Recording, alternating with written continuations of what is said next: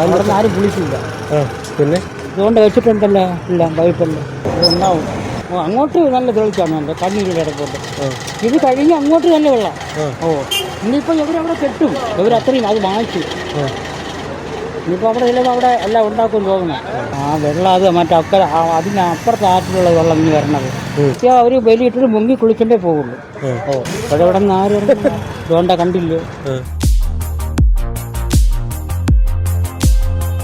നേരത്തെയൊക്കെ ആണെങ്കിൽ 1 രൂപ കിട്ടി നമ്മൾ ആദ്യം അവിടെ ഇട്ടാലേ നമുക്ക് കാണാൻ സാധിക്കും.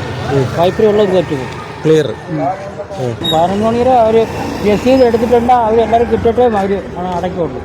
അവിടെയും വെച്ചിട്ടുണ്ട്, ഇവിടെയും വെച്ചിട്ടുണ്ട്. ചിലവർക്ക് കയ്യും കാലമൊക്കെ കഴിവണമല്ലോ. ഞങ്ങളിവിടെ ചിലവർക്ക് അറിഞ്ഞൂടെ പൈപ്പുള്ളത്. ഇറങ്ങണ്ടേന്ന് പറഞ്ഞു അവിടെ പൈപ്പ് വെച്ചിട്ടുണ്ട്. അതിൽ കഴിക്കൊണ്ട് പോകാൻ പറയും. അപ്പം ചോറും ഇലയിൽ നിന്ന് അഴിയിടണല്ലേ. വെള്ളം ഒഴുക്കുണ്ടെങ്കിൽ പോവും. പണ്ടൊക്കെ കണ്ട് എല്ലാവരും ഇപ്പൊ ആൾക്കാരെ വേസ്റ്റൊക്കെ കൊണ്ടിട്ട് അടഞ്ഞു പോയി. ആറുകൾ കുറേയൊക്കെ അടഞ്ഞു പോയി. അതാണ് ഇനി തോണ്ടി വിടണം. തോണ്ടി വിട്ടാൽ നല്ല വെള്ളങ്ങൾ വരും. പണ്ട് ഭയങ്കര മണലൂറ്റായിരുന്നല്ലേ. മണലൂറ്റി മണ്ടലൊക്കെ കൊണ്ടുവന്ന് എല്ലാം അരിഞ്ഞു കിടങ്ങണം. വെള്ളപ്പൊക്കം വന്നാൽ കുറച്ച് ദിവസം വരും. പിന്നെ വെള്ള വേസ്റ്റ് എല്ലാം ഇവിടെ വന്നു. അപ്പൊ ക്ലീൻ ചെയ്യാൻ പിന്നെ ഗവൺമെന്റ് വിചാരിച്ചിട്ടാണ് നടക്കുന്നത്. നിവർന്നു പോയി. വലിയ ആറ് ഇതേപോലത്തെ പൊണ്ണാറില്ലേ നമ്മളിവിടെ കാണുന്നു. അതേപോലത്തെ ആറുകളെല്ലാം നിവർന്നു പോയി.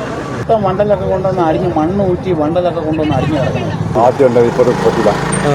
കാരണം ഇപ്പോൾ എല്ലാം അഴുക്ക വെള്ളമാണ്. അത് ചോർച്ചുണ്ടാവും. ഉള്ള അഴുക്ക് ഉള്ള വീടുകളിൽ കംപ്ലീറ്റ് മണ്ണ് ജലം അങ്ങോട്ട് അടിച്ചു വിടാൻ ഒന്ന്. കാരണം അവിടെ നിന്നുള്ള ചാലിയാർ പുഴയിലും പാർവതി പുത്തന പുഴയും എല്ലാം കൂടി അടിച്ചു കയറുക. അതാണ് ഇപ്പോൾ അവിടെ നിന്ന് വരുന്നത്. അതും ചീഞ്ഞു പോകുന്നത്.